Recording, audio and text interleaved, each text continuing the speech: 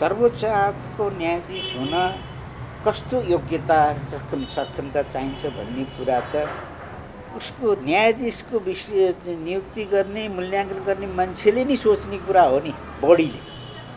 अब त्यस्तै संविधान परिषद भन्ने छ हैन, प्रधान न्यायाधीशको हकमा नियुक्ति गर्ने यी बढीहरू छन्। तर यही सन्दर्भमा मलाई अलिकता अब यसरी नियुक्ति प्रक्रिया व्यवहारमा ठिक भएन क्या। दलीय संस्कारले गर्दाखेरि के छ भने एउटा मेजोरिटी गभर्मेन्ट कुनै दलको गभर्मेन्ट भन्यो भने प्रधानमन्त्री पनि उसैको हुन्छ, कानुन मन्त्री पनि उसैको हुनसक्छ, बारमा पनि त्यही विचारधाराको दलीय त संस्कार त्यहाँ पनि छ नि। त्यो हो भने त मेजोरिटी हो, त्यो पार्टीको हुने हो क्या।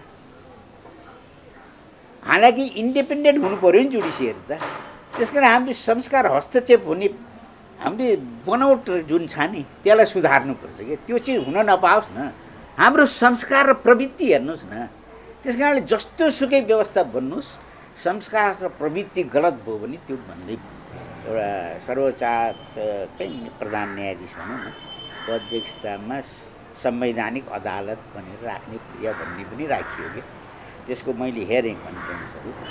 त्यहाँ के छ भने मैले बुझ्न नसकेको कुरा प्रधान न्यायाधीशको अध्यक्षतामा भन्यो हैन, दुईटा न्यायाधीश वरिष्ठ न्यायाधीश भन्यो, दुईटा चाहिँ नि एक्सपर्टहरू भनौँ न, दुईटा एक्सपर्ट सर्वोच्च अदालतको न्यायाधीश हुन योग्यता पुगेका व्यक्तिहरू जसले सिफारिस गर्छ नि, प्रधानले सिफारिस गर्ने भनेको छ, त्यो दुईजना 5 जनाको छ।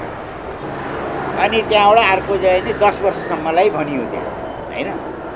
मैले भने यसको आज सर्वोच्च अदालतको हरेक जुडिसियल विवादको निरूपण गर्ने एकमात्र न्यायपालिका निकाय सर्वोच्च अदालत माथिल्लो निकाय सर्वोच्च अदालत हुन्छ। यसको उद्देश्य के, किन यसलाई यसरी राखियो?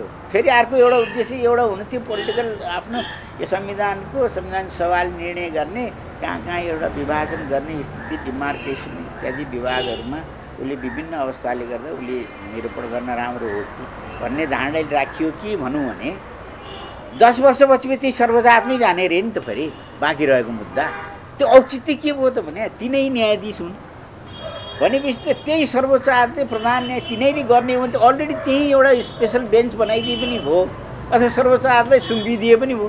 5 जनाको स्पेसल बेन्चले निर्णय गर्नेछ भनिदिए होइन, के फरक पर्यो भन्छु के म।